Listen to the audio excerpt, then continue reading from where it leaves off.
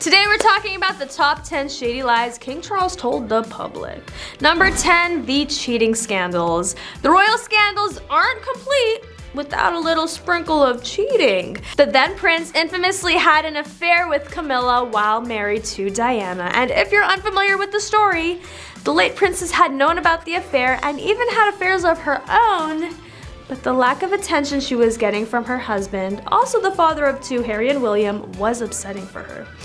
After a transcript of a phone call between Charles and Camilla was leaked, which, side note, is very invasive, it revealed their affair because of how sexual the phone call was and was later named the Tampon Gate scandal. Yeah, you heard that right. During the conversation, a very famous line said by Charles is constantly mocked where he says he wants to become a tampon so he could live inside Camilla's pants. How romantic.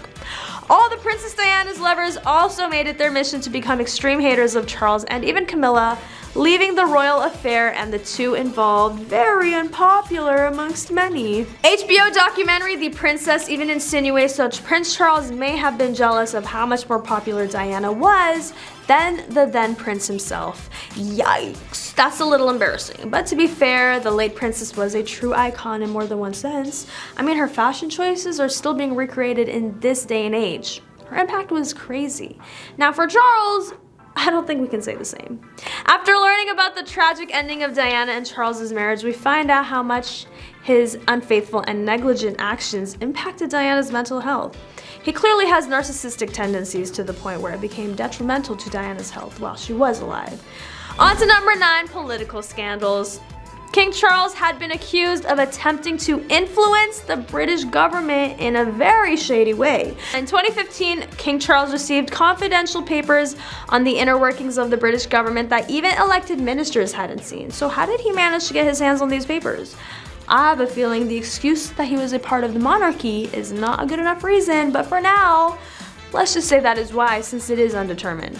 The Guardian received 27 memos, dubbed the Black Spider memos, because it showed that the royal prince, then prince, was somehow engaged in efforts about a range of issues, from orders of military helicopters during the Iraq War to illegal fishing of the Patagonian toothfish. The controversy here is that some believe it is normal for a royal to be involved in political affairs, while others think the members of the family should stay out of politics.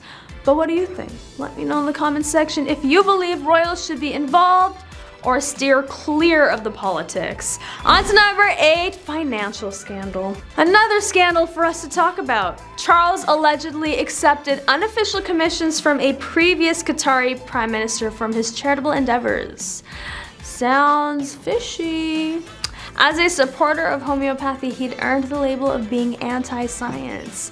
Charles has also drawn criticism for his lavish spendings. The king has 6 homes on his estate, 11 secretaries, a large staff of servants, many expensive cars, and an annual salary of, potentially more now, but 20 million was back then when we found this information. Now I get that he's the king, but it is very interesting to know not only does he have this insane annual income, but on top of that, the whole family is extremely secretive of their wealth and where exactly they're possibly getting this amount of money. The people. Any theories? I mean, I want to know what you think they could be doing for them to be able to afford this lifestyle. Number 7, charity scandal.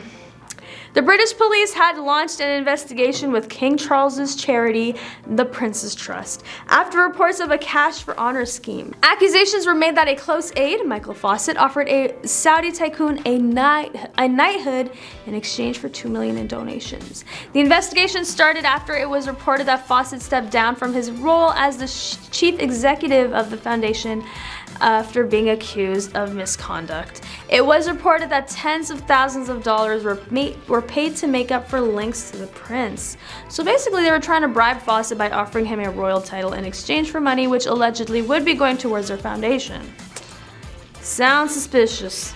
Number 6, not the people's king. As hard as it might be for Charles, a key part of being the king is winning over the people.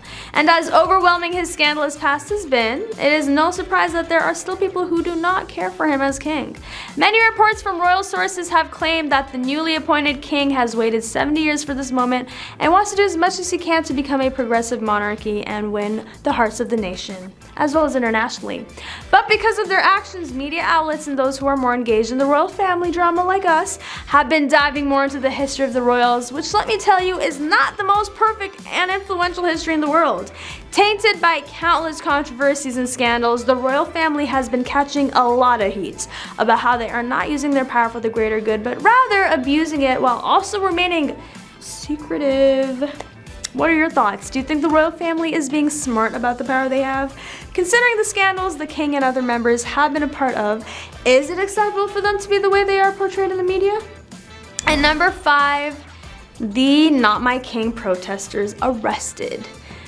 Clad in yellow and holding signs proclaiming "Not My King," protesters against the coronation of Charles were arrested in London. Graham Smith, chief executive of Republic, a prominent anti-monarchy group in the UK, was arrested along with 5 others while unloading signs reading "Not My King," according to tweets from the group and Associated Press. They are under arrest, end of story, a police officer says in a video tweeted by the Alliance of European Republican Movements, an organization advocating for the end of monarchies across Europe. The officer did not say anything further when the videographers attempted to ask why the protesters were being arrested. Number 4, Andrew. The extremely problematic brother of Charles was also in attendance during the coronation, and obviously what he's partaking in is horrible and extremely embarrassing for the royal family, but unlike Harry, Andrew hasn't self-deported and dramatically burned bridges with the family, which is enough of an excuse to include him from the coronation, apparently. The Duke of York was there, but you may have had a hard time spotting him. Andrew had been barred from standing on the balcony at Buckingham Palace since he's not a working royal. But he is still a Knight of the Garter though, and they traditionally play a significant role in the coronation. But since, he's been moving pretty whack and disgusting, it sounds like the ceremony had been changed to exclude the prince entirely. On to number 3, involving palace staff in the affair. Even King Charles's cleaning staff once kept his affair with Camilla a secret from Princess Diana, or at the very least, they tried to. The then Prince of Wales' affair with the Duchess of Cornwall, which occurred while Charles was married to Princess Diana, is well known to royal family followers. It's safe to assume that some members of the royal family are dissatisfied with the fact that their affair was getting screen time on Netflix's The Show The Crown, making it by far one of the biggest royal relationship scandals. In a well-known interview with News of the World, the Princess valet Ken Stronach shared shocking details about Charles's affair. He was even fired because of his breach of confidentiality. Stronach claimed at the time that he scrubbed grass stains from Charles's pajamas after the prince would sneak out of bed in the middle of the night to meet with Camilla, and even made sure his bed looked like he had slept there by ruffling it up. It was very elaborate, but no one was fooled by it. The valet claimed he'd become ill as a result of the strain of keeping Charles's secrets. He stated to a newspaper at the time, "We've all been told not to speak to anyone about anything throughout his time with Charles, and he became extremely ill as a result of the strain of keeping his secrets." Even though Charles had admitted to the affair and married Duchess Camilla, it's clear the firm still doesn't like to talk about the royal stuff. Number 2, jealousy. During his marriage to Diana, he had his first significant encounter with disapproving public opinion. Archival footage of the couple touring Australia suggests he was jealous of how much more popular she was. Diana even confirmed this in the explosive 1995 interview with BBC's Martin Bashir.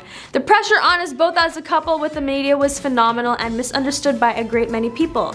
We'd be going around Australia, for instance, and all you could hear was, "Oh, she's on the other side." Diana subsequently clarified that the waiting crowds were expressing their disappointment that Charles was closer to them rather than Diana, explaining they weren't on the right side to wave at me or to touch me. And finally, number 1, hiding details about their wealth. The royal family is under few requirements to disclose details of its wealth, but all I'm gonna say is if you want to find out, it's not too difficult to go all Sherlock Holmes on the family. The family's communications with the government are exempt from freedom of information requests, and their official papers are kept secret by Britain's National Archives for at least 50 years. The lack of transparency has led anti-monarchy groups, including the Republic, to call the monarchy an unaccountable public institution that has the power, secrecy, and influence to willfully abuse its position. Without a change, many details of the royal family's private wealth may never be known. Facts about the Duchy of Lancaster's offshore investments were leaked back in 2017, and those detailed roughly $13 million in offshore accounts. $13 million! I wonder what else can be revealed if more docs were suddenly leaked. Seriously, we need some more investigative work done on this family. Other reports have suggested questionable foreign dealings or arrangements. even though the representatives of the monarchy, of course, deny any impropriety. So that's all for today. Thank you for watching. Don't forget to like, comment, and subscribe for more news on your favorite celebrities and juicy royal updates. And I'll catch you next time on The Rich Life.